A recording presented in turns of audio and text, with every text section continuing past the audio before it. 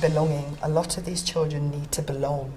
They need to know that someone there cares. Okay, Keon, can you tell me what happened yesterday? I was outside and I just kept annoying the teacher. And what happened? He just followed me in, so I told him to F off.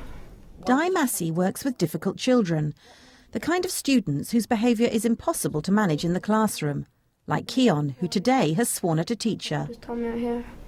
But what were you doing to annoy him, Keon? Banging on the window saying you're rubbish.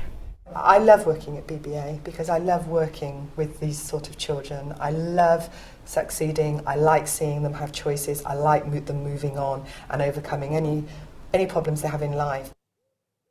Here at Bristol Brunel Academy, children who have emotional or behavioural issues are looked after in the Personalised Learning Centre, where Di oversees a scheme based on firm discipline and rewards.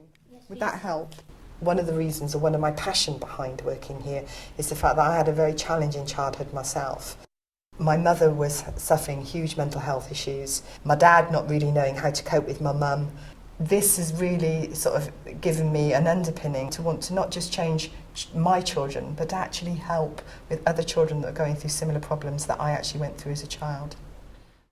Coming from a difficult home life herself, Di wanted to create a safe space for students to come to at lunchtimes, or to keep them in isolation from classmates if needs be.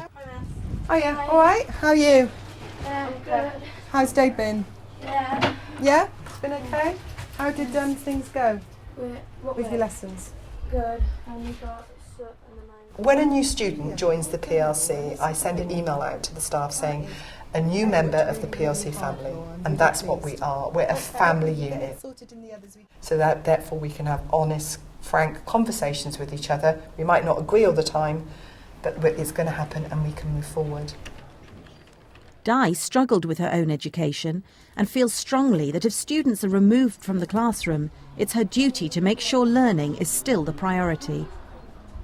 I wanted it not as a dumping ground, I wanted it as a learning environment, because most of these children, the families they're coming from, the social climate they're coming from, their life of what is happening to them, they can only move on through education. So you're going to be isolated in the PLC? Yeah. You're going to do a bit of reflecting on it? Yeah. And we're going to sort out for you to have a meeting with Mr. Hunter. Yeah. But you said, quote, to say your words, you can't tell me what to do, when I was saying to you, go up to the PLC. It's being their critical friend. It's also saying to them what they need to hear, not what they always want to hear. But by putting in those boundaries and by being that critical friend, they know you care. And in our community, you have to actually do what you're asked to do by the teacher. Otherwise, we have problems, don't we? But it's also not giving up on them. I'm a bit of a terrier, really, because I don't give up. Once I get my teeth into something, you've had it. We shake on it? Harder than that, Keon. Come on, crikey. Remind me. I got the end. Right, cool. Let's go. Thank you, sir. No problem. Thank you very much. People gave up on me as a child, and I certainly, if I wasn't how I was, I would never have succeeded. I would never have got through my childhood as I got through it. I would never have succeeded to be what I am today. Have a look, please. I guess we. So you do. Thank you. Have a good weekend. Take care. I say to the students a lot of the time, the hardest thing in life for adults is to be able to be honest about themselves and honestly look at themselves. If they can do that at the age of 13, well, what a marvellous human being we're going to have by the time they're 18.